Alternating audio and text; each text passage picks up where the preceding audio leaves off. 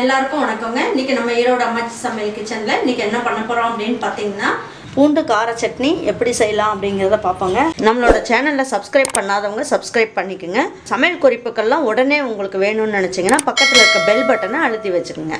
பாருங்க, பூண்டு சட்னி அரைக்கிறதுக்கு பூண்டு கொஞ்சம் ஜாஸ்தி போட்டோம்னா டேஸ்ட் ரொம்ப நல்லா இருக்கும். அதனால நல்ல இவ்வளவு பெரிய சைஸுக்கு நான் 4 கட்டி எடுத்து வச்சிருக்கேன். அதை நல்லா தோல்லாம் எடுத்துட்டேங்க. இப்போ அதை போட்டுக்கலாம். ஒரு 5 காஞ்ச மிளகா போட்டுக்கலாம். புளி இவ்வளோ பெருசு போட்டுக்குவோம். ஒரு புளியங்கொட்டை சைஸுன்னு சொல்லுவாங்க இல்லைங்களா, அந்த சைஸுக்கு போட்டுக்குங்க.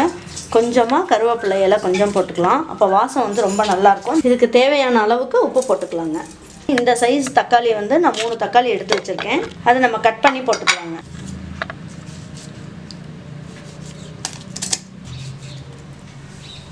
அவ்வளோதாங்க. இது அரைக்கிறதுக்கு இவ்வளோதான். நம்ம தண்ணி எதுவுமே ஆட் பண்ண வேண்டாம். இப்படியே வச்சு நம்ம அரைச்சிடலாம். நல்லா நைஸாக அரைச்சிடலாங்க. பாருங்க, இதை நல்லா நைஸாக அரைச்சிட்டேன். இப்போ நம்ம என்ன பண்ணுவோங்க, கடுகு உளுந்தம்பருப்பு போட்டு தாளிச்சிடலாம். பூண்டில் காரம் ஜாஸ்தி இருக்கும். அதுக்காக நம்ம எண்ணெய் கொஞ்சம் ஜாஸ்தியாகவே சேர்த்துக்கலாம். கடுகு உளுந்தம்பருப்பு மட்டும் போட்டிருக்கேன். இதுலேயே கொஞ்சமாக பெருங்காயத்தூள் போடுவோம். கருவேப்பிலை கொஞ்சம் போட்டுக்கலாம். இப்போ என்ன பண்ணாங்க, அரைச்சி வச்சுருக்கோம் இல்லைங்களா சட்னி, அதை இதில் ஊற்றிடலாம். இந்த பச்சை வாசம்லாம் கொஞ்சம் போகட்டும். நல்லா கலந்து விட்டுக்கலாம். பூண்டு கார சட்னி உடம்புக்கு ரொம்ப நல்லது. இந்த கொலஸ்ட்ரால்லாம் இருக்கிறவங்க இந்த பூண்டு சட்னியை வாரம் ஒரு நாள் எடுத்துக்கிட்டோம்னா கொலஸ்ட்ரால்லாம் கம்மியாகுது அப்படின்னு சொல்கிறாங்க.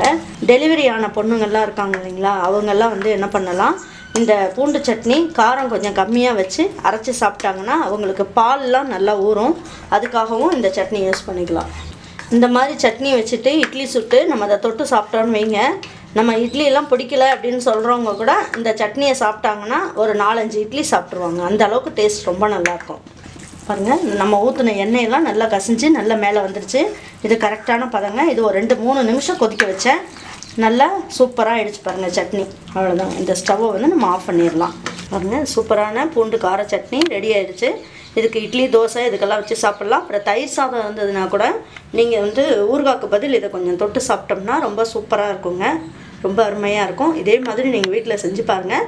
உங்களுக்கு பிடிச்சிருந்ததுன்னா லைக் பண்ணுங்கள், ஷேர் பண்ணுங்கள், சப்ஸ்கிரைப் பண்ணுங்கள், மறந்துடாமல் கமெண்ட்ஸ் பண்ணுங்கள். தேங்க்யூ ஃபார் வாட்சிங் ஈரோடு அம்மாச்சி சமையல். தேங்க்யூ.